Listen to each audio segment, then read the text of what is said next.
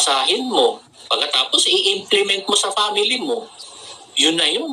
Pagkakatipon niyo, kung nag-uusap-usap kayo, kumakain man lang kayo, hindi yung katulad ng sinanay lang sa atin na kailangan merong isang oras na meron ilang oras ba yung paalala, panyaya?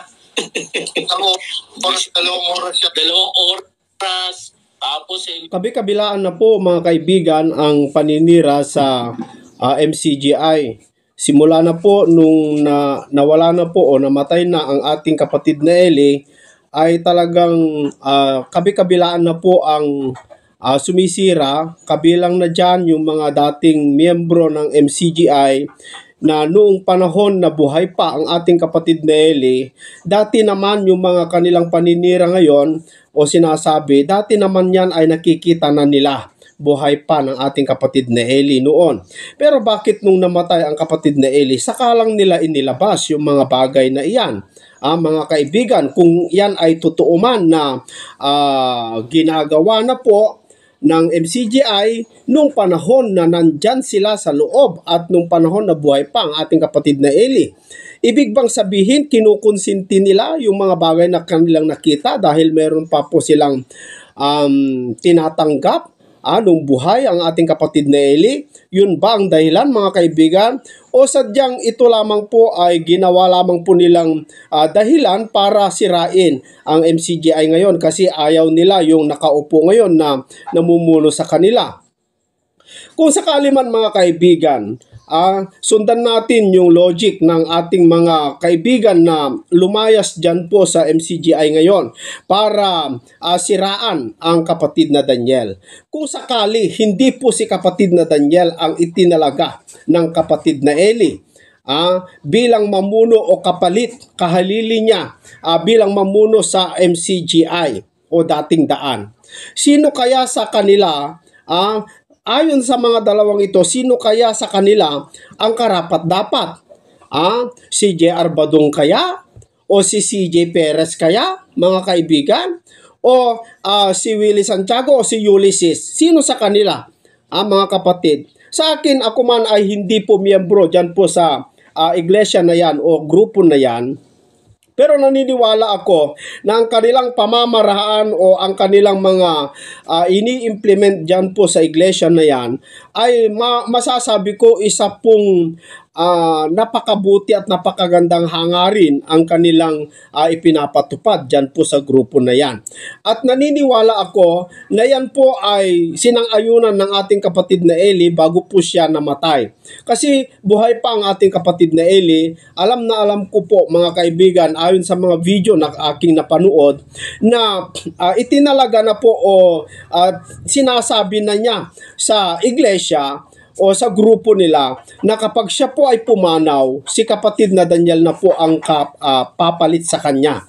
Pero bakit nung buhay ang kapatid na Eli, hindi po tinutulan itong mga tumututol ngayon?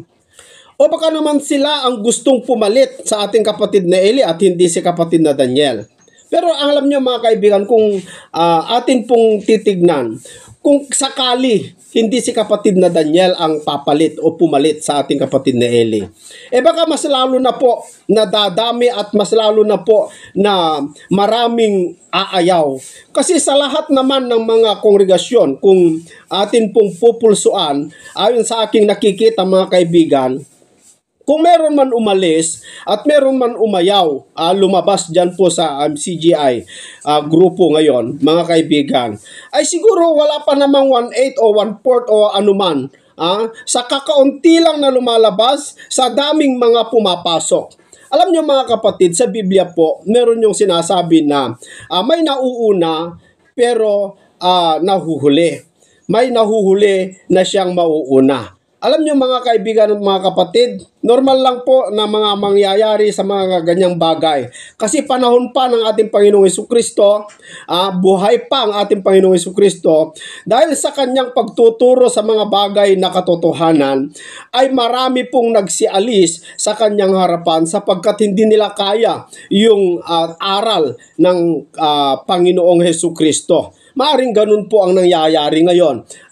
Tinitignan nila o ikino-compare nila. Pero ang masasabi ko lamang po dito mga kaibigan, yung mga kumokontra sa administrasyon ng kapatid na Daniel, kung kayo po ang mas tama at mali ang kapatid na Daniel, bakit hindi nyo ipakita sa mga tao at mangaral kayo ng magandang mabuting asal na hindi po ganyan na sisirain nyo ang MCGI at gusto nyong lumabas ang mga tao? Kung sakali lalabas sila, saan nyo sila dadalhin? At ano kaya mangyayari sa mga tao? Alam nyo mga kaibigan, yung mga ginagawa po ng mga sumisira sa kapatid na Daniel, kung kayo ang mas totoo, mas maganda po gagawa kayo ng programa na hindi po ganyang uri, klase ng programa, at mangaral na lamang po kayo kung alin ang aalam nyong katotohanan para sa pamamagitan ng gawin po ninyo na sinasabi nyong mas totoo kaysa sa kay kapatid na Daniel. Makikita din yan ng tao, mas madali pong mabuwal ang kapatid na Daniel kung totoo man kayo at ganun ang gawin po ninyo. Hindi po yung ganyang ugali, asal, na yung ganyang asal mga kaibigan, ayaw po ng Biblia. Bakit? Kasi ang Biblia po, sabi sa kasulatan, mahalin mo ang iyong kaaway, ibigin mo ang iyong kaaway, kung nagugutom pakanin mo, kung nauuhaw pakanin mo. Huwag mong siraan at huwag kang matutuwa kung ang iyong kaaway ay mabuwal. Yan po ang aral ng Biblia. Kaya sana po mga kaibigan ay makapag-isip po yung mga kumakalaban sa ating kapatid na Daniel sa kanyang mga napakagandang adhikain.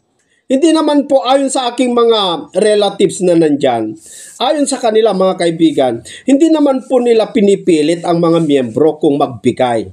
Magbigay naman po sila daw kung alin ang gusto nila at kung alin ang nasa puso nila.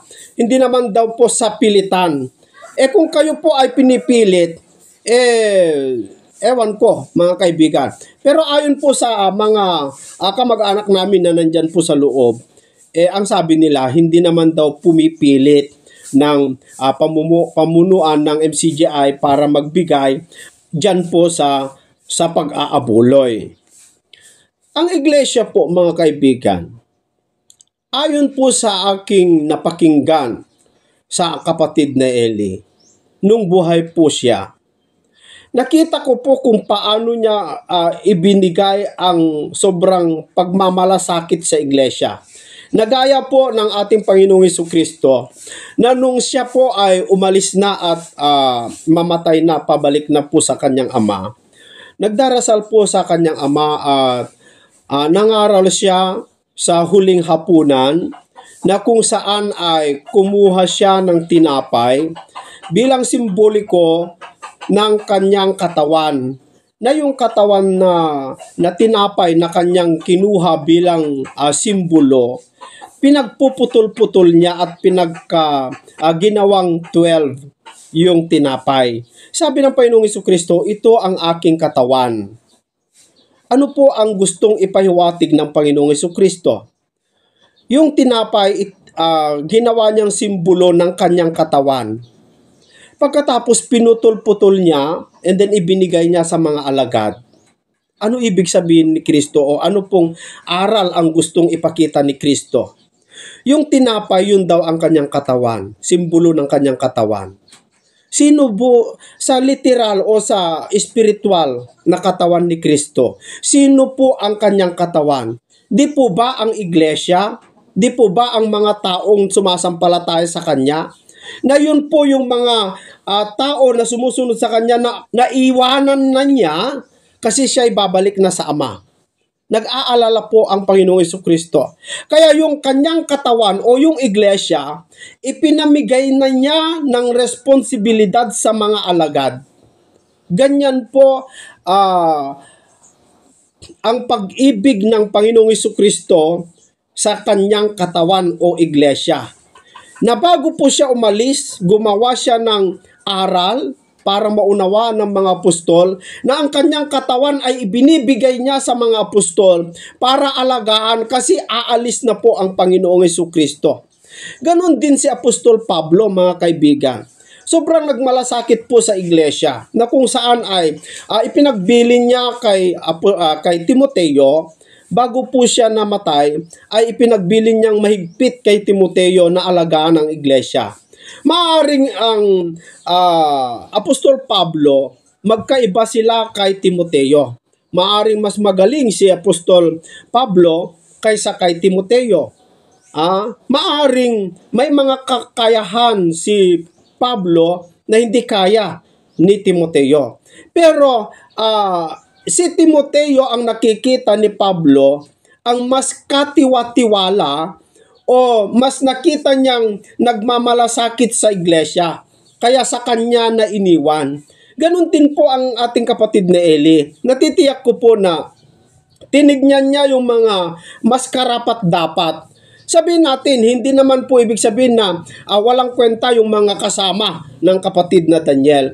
Pero sa lahat ng mga bagay, mas nakita po siguro ng kapatid na Eli, mas maganda, panoorin na lang natin mga kaibigan, kung paano po ipinagkatiwala ng kapatid na Eli yung pamamahala kay kapatid na Daniel. Na ito ngayon ang kinaiinggitan ng mga lumabas dahil maaari gusto nila na sila ang magiging kapalit ni kapatid na Eli. Paano po ipinagkatiwala ni kapatid na Eli ang iglesia sa kapatid na Daniel na kinaiinggitan ng mga inggitero? Heto, panoorin natin. Ito, cargo ko ito sa Diyos Cargo ko ito at gusto ko pong magawa ito bago ako mamatay. Na kung maiiwan ko man kayo, hindi na kayo inosente. Hindi na kayo pwedeng mailigaw. Hindi na kayo magkukulang ng kaalaman. Yan po ay pangarap ko sa buhay na sana bago ako mamatay, kung loloobin ng Diyos, ay magawa kong maituro sa inyo, kung hindi man buo lahat, ay ang mas higit sa kaalaman ng lahat ng relihiyong umiiral sa ating panahong ito. Bakit ko po gustong mangyari ang ganito, mga kapatid? Alam ko kasi, merong isang pangyayari na lagi kong naalaala. Yung sinasabi sa aklat ni Propeta Osias. Ang sabi ng Diyos doon, sa 4:6, pakimasa mo si Jesus. Ang aking bayan ay nasira dahil sa kakulangan ng kaalaman. Pagka po ang bayan ng Diyos ay kulang ng kaalaman. Sa nakikita ko sa hangarin o hangad ng kapatid na Eli sa iglesia, masasabi ko po mga kaibigan na talagang minahal niya ang iglesia. Na kung saan ito po ay hindi po makikita sa iba. Kasi po ako man, mayroon din akong grupo na kinaaaniban o nakasalian, mga kaibigan, na hindi po sa MCGI. Pero nakikita ko yung napakagandang hangarin ng kapatid na Eli na bago man lamang po siya mamatay, ang gusto niya, maituro niya ng napakagandang aral at tamang aral sa kanyang mga inaakay para hindi po sila mawala o basta-bastang aalis sa kanilang pananampalataya. Na isang bagay po na sinabi din yan ng Apostol Pablo. Sa ikalawang Korinto Kapitulo 11 sa versikulo 4, gusto ko lamang pong basahin, sapagkat kung yaong paririto ay mangaral ng ibang Jesus na hindi naming ipinangaral, o kung kayo'y nagsisitangkap ng ibang espiritu na hindi ninyo tinanggap, o ibang ebanghelyo na hindi ninyo tinanggap, ay mabuting pagtiisan ninyo. So, yan po ang nakikita kong hangad ng kapatid na Eli sa kanyang inaakay. Ituloy natin. Ang posibilidad ay masira ng kaaway.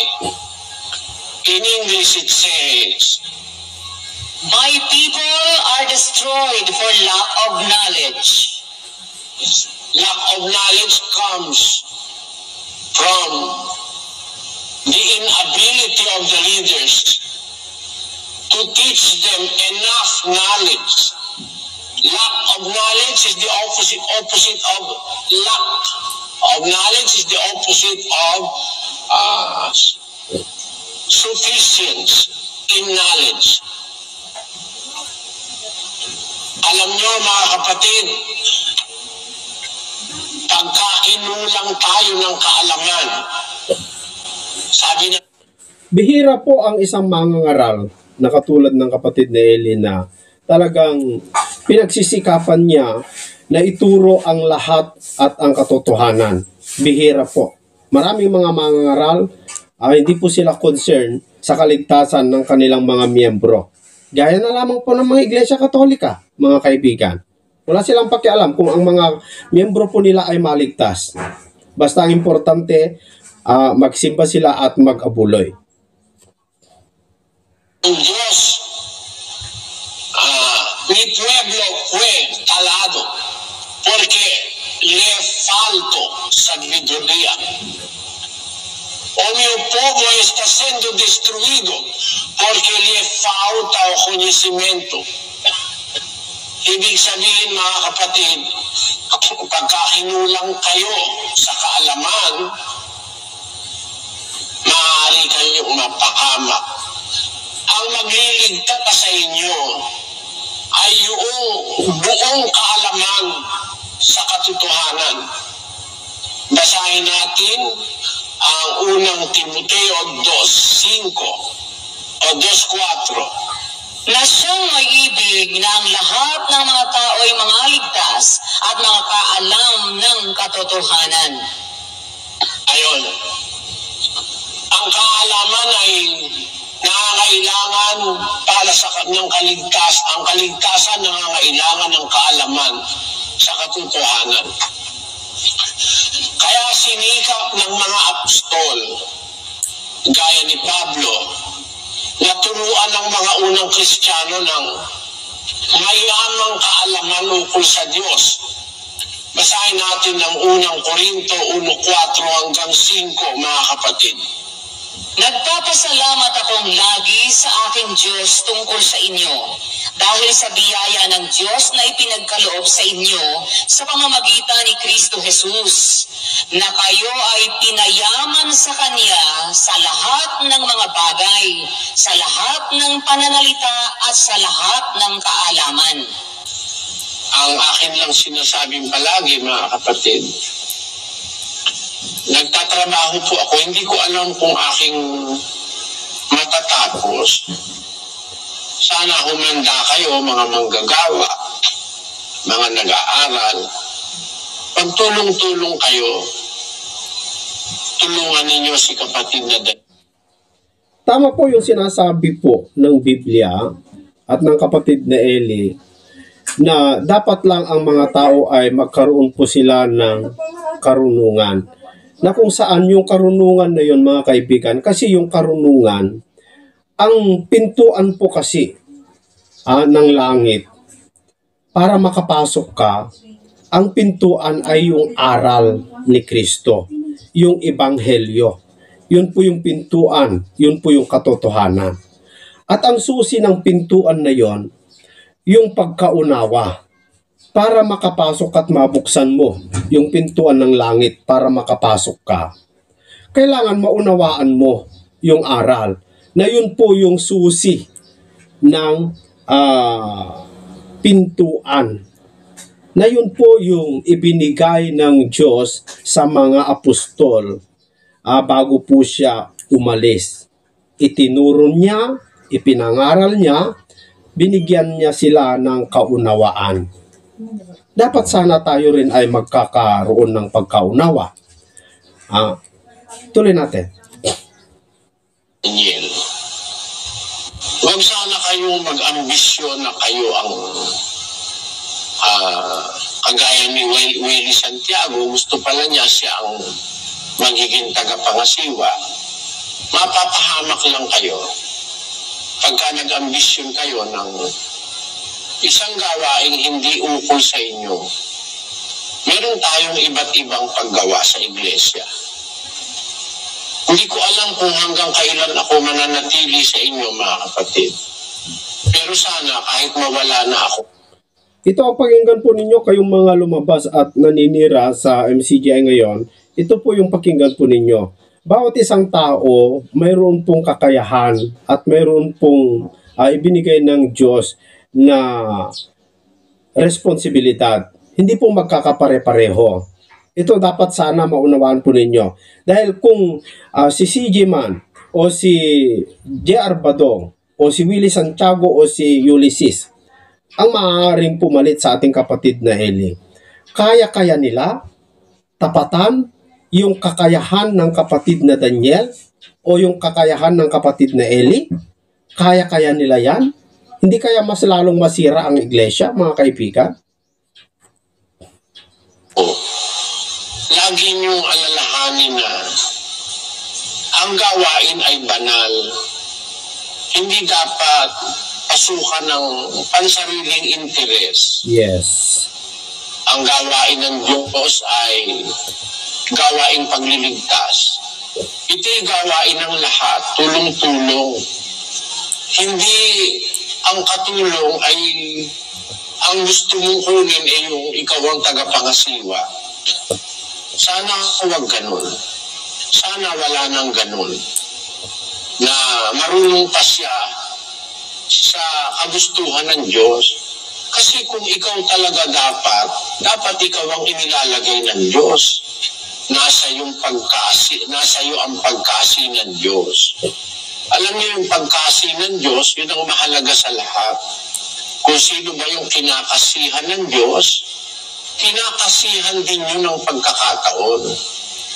Kinakasihan din yun ng paggawa. Kinakakitaan yun ng kabutihan sa paggawa. Hindi gaya ng Willie Santiago na ang nakikita mo, nagtatanim ng kampi-kampi sa gitna ng kapatid habang nasa likod kung ano-ano ang paninirang sinasabi. Hindi ganun ang dapat na pagsasama-sama sa loob ng iglesia. Para magawa nating lahat ang ating bahagi, basahin natin ang 4:16 ng Efeso, mga kapatid. Na dahil sa Kanya'y ang buong katawan na nakalapat na mabuti at nagkakalakip sa pamamagitan ng tulong ng bawat kasukasuan, ayon sa paggawang nauukol sa bawat iba't ibang sangkap, ay nagpapalaki sa katawan sa ikatitibay ng Kanyang sarili sa pag-ibig. Ayun. Pagkalapat-lapat tayo sa gawa dahil sa ating Panginoong Hesus. Hindi dahil sa akin. Hindi dahil sa kapatid na Daniel. Hindi dahil sa kanino man. Kundi dahil sa Kanya, dahil kay Kristo. Ang buong katawang nakalapat na mabuti at nagkakalakip sa pamamagitan ng tulong ng bawat kasukasuan. Ayon sa paggawang nauukol sa bawat iba't ibang sangkap ay nagpapalaki sa katawan sa ikatitibay ng Kanyang sarili sa pag-ibig. Ang nagpapalaki sa katawan para tumibay tayong lahat sa pag-ibig, yung paglalapat-lapat sa paggawa. Meron tayong kanya-kanyang gawain, mga kapatid. Kahit gaano kaliit yun, kahit ikaw gaano kahamak yung gawain na nalagay sa'yo, nagtapat lang po tayo. At pareho lang ang pupuntahan natin.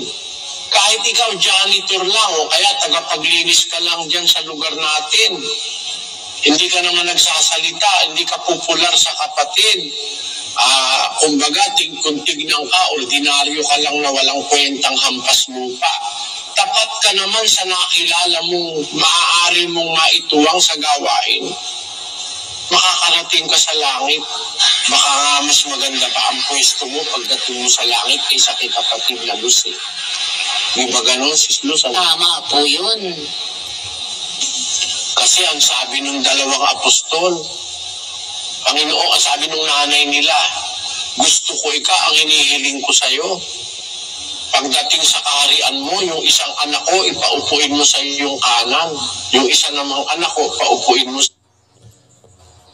Ang komento naman po ng mga sumisira ngayon sa pamumuno ni Brother Daniel, sabi naman nila na hindi naman po daw sila tutol sa sinabi ni Brother Eli na si kapatid na Daniel ang papalit sa kanya kung sakali siya po ay mamamatay. Wala daw naman po tutol. Kaya lang, nung namatay na daw ang kapatid na Eli at pumalit na si kapatid na Daniel bilang substitute o mamuno sa iglesia na kinaaniban po ng kapatid na Eli, ay nag-iba na daw yung mga gawain. Ayon kay CJ na apo daw ni Nicolas Perez, na iba daw ang pamamaraan ngayon. Hindi daw nasunod yung habilin ni Brother Eli. Na iba daw ang takbo ng iglesia ngayon. Alam niyo mga kaibigan, speculation nyo lamang po yun. At unang-una, noong si Kristo, hindi nyo ba maalala mga kaibigan, na noong si Kristo ay pinalitan niya ang pagkasaserdote ng mga Levita, si Moises? Sa tingin nyo ba ay hindi nagbago ang takbo, mga kaibigan? Na kung saan, kaya nga inaakusahan ng mga Fariseyo si Kristo dahil ang pagkaunawa po ng mga Fariseyo, iniba ni Kristo yung mga alituntunin o yung mga kautusan ng Diyos na ibinigay kay Moses bilang sundin ng mga Israel. At yan po ang naging dahilan kung bakit nagalit ng mga Fariseyo sa Panginoong Jesucristo, sapagkat sinira niya daw yung mga bagay na kautusan na dapat sundin gaya ng Sabat o pamamahinga. Pero sa Biblia po, sabi ng Panginoong Jesucristo, inaakala niyo ba na ako'y naparito upang sirain ang kautusan ni Moises? Hindi ako naparito upang sirain ang kautusan ni Moises, kundi upang ganapin. Para sa ating Panginoong Jesucristo, hindi niya sinira yung mga kautusan ni Moises. Pero para sa mga Fariseyo, sinira ni Kristo ang mga kautusan. Gaya yung ginagawa po ng mga taga-usig ngayon sa MCGI. Nang inaakala nila sinira na po ng kapatid na Daniel yung mga bagay na itinuturo ng kapatid na Eli. Pero hindi po nila nalalaman, hindi po sinira ang kapatid na Daniel, kundi mas pinalawak at mas sinunod. Bakit mga kaibigan? Ang kautusan po ng Diyos doon po kay Moises ay para iligtas ang tao. Yun po ang hangarin ng Diyos. Kaya siya nagbigay ng mga batas, alituntunin sa mga Israel para maiwasan po nila ang kasamaan at sila po ay makasunod sa Diyos upang maligtas. Di ba ginanap ni Kristo po yun, mga kaibigan? Na siya po ang naging katubusan ng tao para sa kanilang kasalanan? Sa tingin ko mga kaibigan ay ganun din ang nangyayari.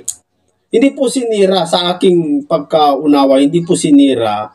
Kayo lamang po siguro ang nagsasabi na naiba. Maaaring ang gusto nyong pamamalakad ay katulad din sa pamamalakad ni kapatid na Eli. Ulitin ko mga kaibigan, iba-iba po ang pamamalakad ng bawat isa. Ituloy natin yung paliwanag ni Brother Eli.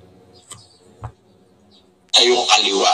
Kasi napakalaking karangalan makaupo sa kanan at sa kaliwa ng ating Panginoong Jesus. Kapatid, Naiiyak pa, no? gaya ng karangalang tinamo ni Kristo nang paupuin siya ng Ama sa kanyang kanan. Kaya siguro na sabi nung babae na ang ipag-utos mo ay na ang aking dalawang anak. Magsiupo ang isa sa iyong kanan, ang isa sa iyong kaliwa, sa iyong kaharian. Sumagot ang Panginoong Hesus. Hindi ninyo nalalaman ang inyong hinihingi. Mangyayari bagang inuman ninyo ang sarong malapit ng aking inuman. Sa kanya'y sinabi nila, mangyayari. Sinabi sa kanila ni Jesus, katotohanang iinuman ninyo ang aking sarong.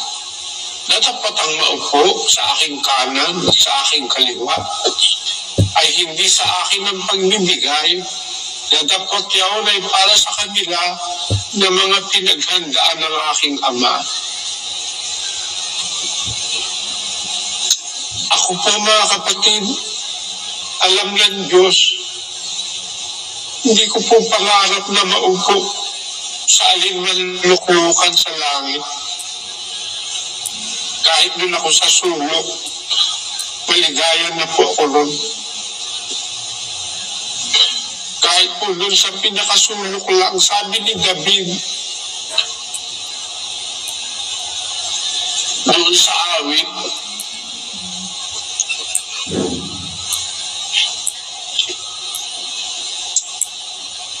kinalulugdang ko na aking minagaling na maging tagatanod pinto sa bahay ng aking Diyos. Sabi niya, sapagkat ang isang araw sa iyong looban ay mabuti kaysa 1,000. Aking minagaling na maging tagatanod pinto sa bahay ng aking Diyos.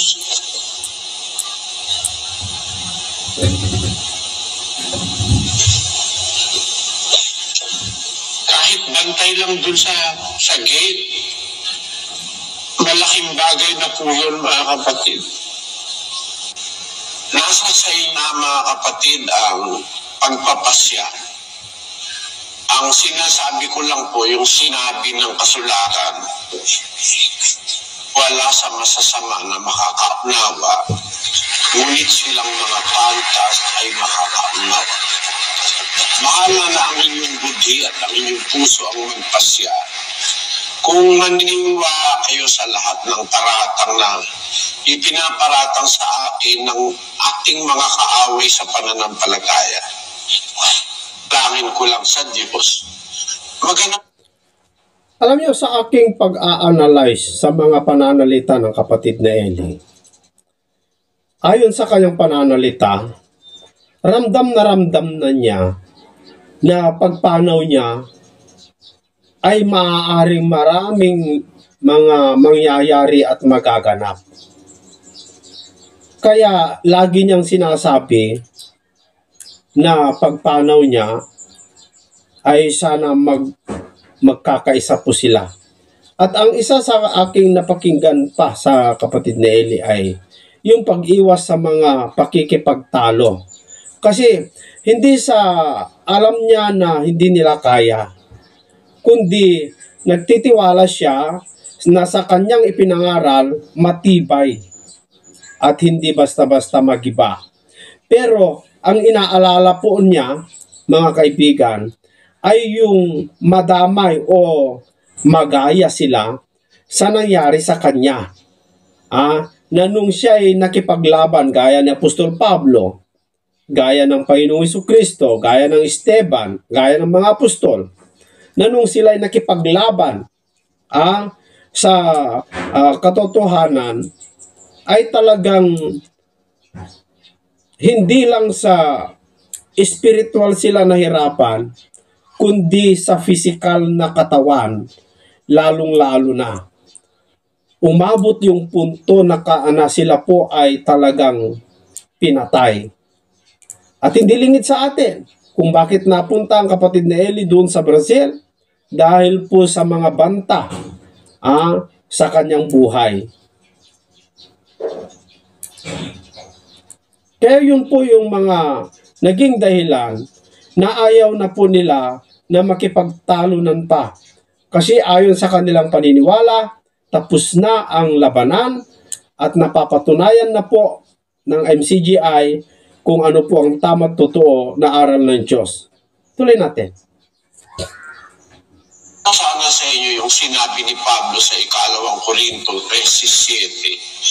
Sabi niya po doon, idinadalangin namin sa Diyos na kayo'y magsigawa ng masama. Hindi upang kami makakitang subok, kundi upang gawin ninyo ang may karangalan, kahit kami maging gaya ng itinakwil. Kahit na itakwil pa ninyo ako sa inyong budhi, ang dalangin namin sa Diyos, wag lang kayong gumawa ng masama. Hindi para mapatunayan kami subok, kundi para ang gawin ninyo yung karapat-dapat sa inyong kaligtasan, kahit kami para nang itinakwil. Baliwalain nyo na kami, wag lang sana yung aral na inyong narinig. Yun lang ang pakiusap ko, mga kapatid. Alam po ninyo, ang sinasabi ko sa panalangin ko sa Diyos, kung ako po ay magiging panira sa iyong gawain, kunin mo na lang po ako. Hindi ko alam, mga kapatid, kung sa paghuhukom, hindi ko po alam kung ano ang magiging trato ng Panginoong Hesus sa akin. Alam ko kasing marami rin akong pagkakamaling nagawa sa buong buhay ko. Ang aking pong pag-asa yung awa ng Panginoon na baka sakali kung kayo'y maakay ko sa kaligtasan, maging dapat din ako sa Diyos. Yun po ang pinakamalaking pag-asang pinangahawakan ko sa buhay, mga kapatid. Kung kayo'y maging dapat, mabigyan ako. Alam niyo, mga kaibigan, hanga po ako sa mga sinasabi ng kapatid ni Eli. Talaga siya po ay makikita mo yung kanyang kapakumbabaan, ang kanyang mabuting hangarin sa iglesia, na wala po sa kanya, sa puso niya na lokohin o pabayaan lang, kundi talagang nagmamalasakit siya. Kung maaari lang siguro kung akin pong matanong o malaman ang iniisip ni kapatid na Eli ay maaari siguro ang kapatid na Eli ay ayaw niyang mamatay, hindi dahil gusto niyang mabuhay ng mahaba, kundi para asikaso niya o maingatan niya ang iglesia. Gaya ni Apostol Pablo, mga kaibigan. Ang lahat ng mga sinasabi ni kapatid na Eli, alam ko po na lahat ng ito ay napakinggan yung mga sumisira ngayon kay kapatid na Daniel. Kasi nung buhay ang kapatid na Eli, andyan pa sila sa loob. Si J.R. Badong, si CJ. Andyan pa sila sa loob ng iglesia ng MCGI. Pero pagkamatay niya ay marami na pong pagbabago. Ewan natin ano po yung dahilan. Kung ano po ang dahilan, mga kaibigan, kung totoo man yung mga sinasabi ni J.R. Badong na paghihirap o kahirapan na dinanas niya dyan sa loob, dapat sana noon pa ay sinabi na niya. At kung aral naman ang nakita niyang mali, dapat ang tirada niya para gumawa ng programa ay mangaral po, gayahin niya si kapatid na Eli. Kung yun po ang alam niyang mas tama, yung estilo ng kapatid na Eli na mangaral at magpatanong, at kung yun ang alam niyang mas tama kaysa yung ginagawa ng kapatid na Daniel ngayon, ba't di na lang yung mga bagay na yon ang gawin mo, J.R. Badong? Ba't hindi na lamang po ganon? Na hindi po yung sisiraan mo, na pinapalabas mo ikaw ang mas tama, ikaw ang mapait, at si kapatid na Daniel ang mabuti ay masama. Kung ganon, sana wag ganon ang laban mo. Kasi si Apostol Pablo man sabi niya, nakikipagbaka sa mabuting pakikipagbaka. Gawin mo yung mabuting pakikibaka. Paano? Mangaral ka. Ituro mo yung mas tama na alam mong mali na itinuturo ng kapatid na Daniel. Huwag yung siraan mo. Huwag mong gawing content si kapatid na Daniel para masiraan sa YouTube. Mga kaibigan, mga kapatid, yan ang pinakamalaking mali sa isang tao.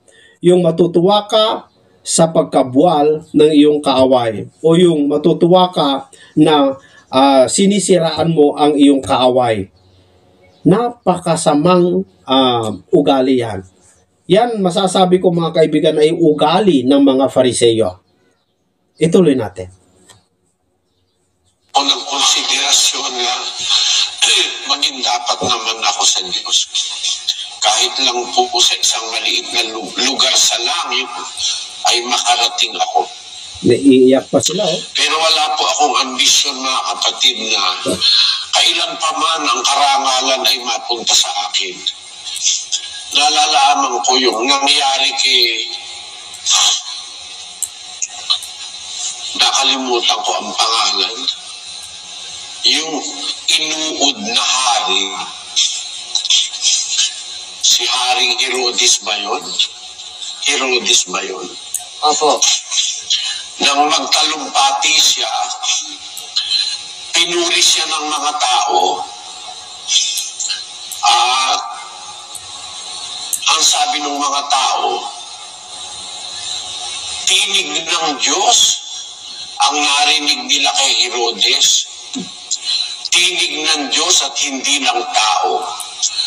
Vox Populi. Sabi ng mga tao, Vox Dei. Kaya doon lang po nang galing yung kawikaang Vox Populi, Vox Dei. Sumigaw ang bayan, tinig ng tao at tinig ng Diyos at hindi ng tao, sabi nung abayan. Hindi po ibinigay ni Herodes ang karangalan sa Diyos. Sinampal siya ng isang anghel at siya'y inuod at nalagot ang kanyang hininga. Namatay si Herodes. Siyempre, tao rin po ako. Takot din akong mamatay pagka nararamdaman kong mamamatay ako. Naaawa ako doon sa aking mga maiiwanan. Naawa ako sa aking mga anak, sa aking mga apo. Meron po kasing mga taong umaasa sa aking mga kapatid, sa aking dumadaing, parang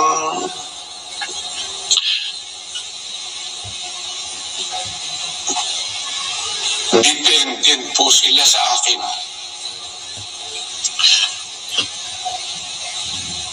Natatakot akong maiwan kayo, mga kapatid. Natatakot din akong maiwan si kapatid na Daniel na hindi sapat na nakahanda. Alam ko na marami siyang makakaaway pag wala na ako. Ang akin lang hiling sa Diyos, sana huwag magkaganon. Naawa ko sa aking anak. Kilala ko po si kapatid na Daniel. Alam ko ang kanyang puso. Alam ko ang kanyang diwa sa gawain. Ngayon pa lang po naaawa na ako sa kanya dahil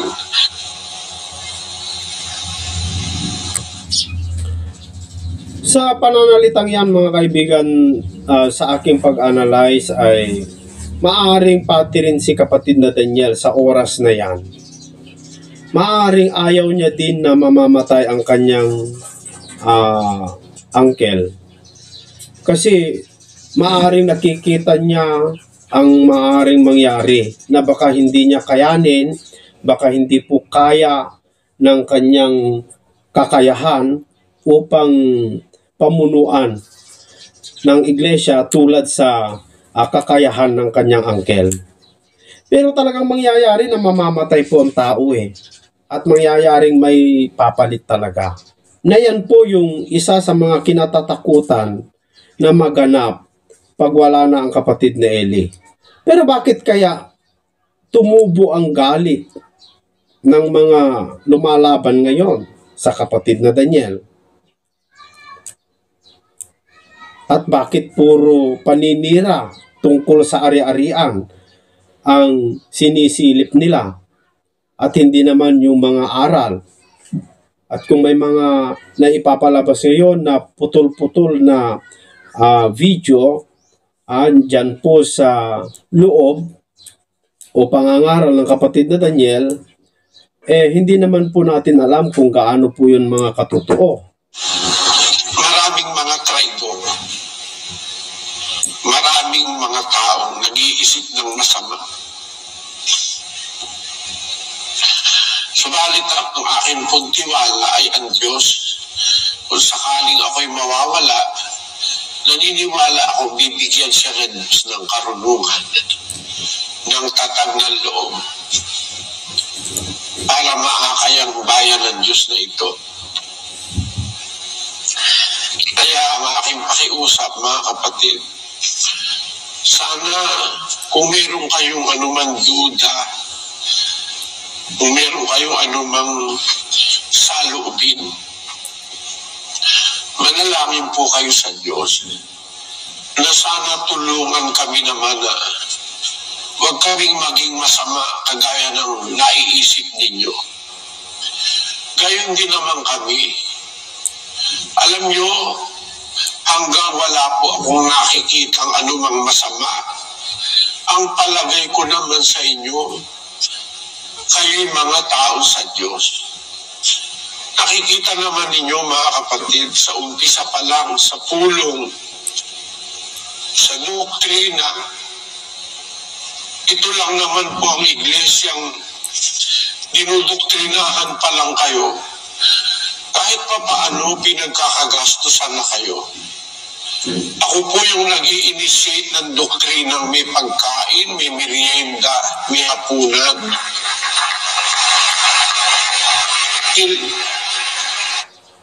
Totoo po yun mga kaibigan, kasi naranasan ko po yun nung ako'y dumadalo sa doktrina at saka dumadalo sa mga Bible study, Bible exposition nung buhay pa ang ating kapatid na Eli, ay nararanasan ko yung sinasabi niya na pag may meriendahin ka, pakakainin ka, o pakakapiin ka. Yung kape lang mga kaibigan, napakalaking bagay na po yun eh. At yan po ang aking nasaksihan. Kasi kung dadalo ka sa isang seminar, pagpupulong sa ibang mga organization, meron pong registration yan eh. Meron ka pong babayaran para sa pagkain, para sa kuryente. Pero tama po yung sinasabi ni kapatid na Eli na siya lamang po ang gumagawa ng ganon. Maaaring hindi ko pa nakita yung mga iba, pero masasabi ko na sa lahat ng mga na-attendant ko, ito talaga ang kakaiba, mga kaibigan. Alam kong pag lumapit ang tao, gustong makinig ng salita ng Diyos, mayroong diwa ng Diyos na umaakay doon. Ang palagay ko po sa lahat ng lumalapit na nakikinig, mga tao ng Diyos, until the time na mahayag na yung kanilang masasamang intensyon, saka lang ako nagkakaroon ng naiisip. Yung tanungan ni kapatid na Daniel, sabi niya, nagpapatawad siya dahil yun ang utos ng Diyos. Pero tinatandaan niya yung taong gumagawa ng katraiduran at paninira sa kanya. Ang tanong niya, nung isang araw na siya nagtitext, sabi niya, tatanong ko nga kay Brother Eli, kung mali ba yung aking ginagawa, tinatandaan ko. Hindi mali yun. Nasa Biblia yun. 16:17 ng Roma, pakibasa mo kapatid na Luz. Ngayon ipinamamanhi ko sa inyo mga kapatid, na tandaan ninyo yaong mga pinanggagalingan ng pagkakabahabahagi at ng mga kapipisuran laban sa mga aral na inyong nangapag-aralan at kayo'y magsilayo sa kanila. Sapagkat ang mga gayon ay hindi nagsisipaglingkod sa Kristong Panginoon, kundi sa kanilang sariling tiyan.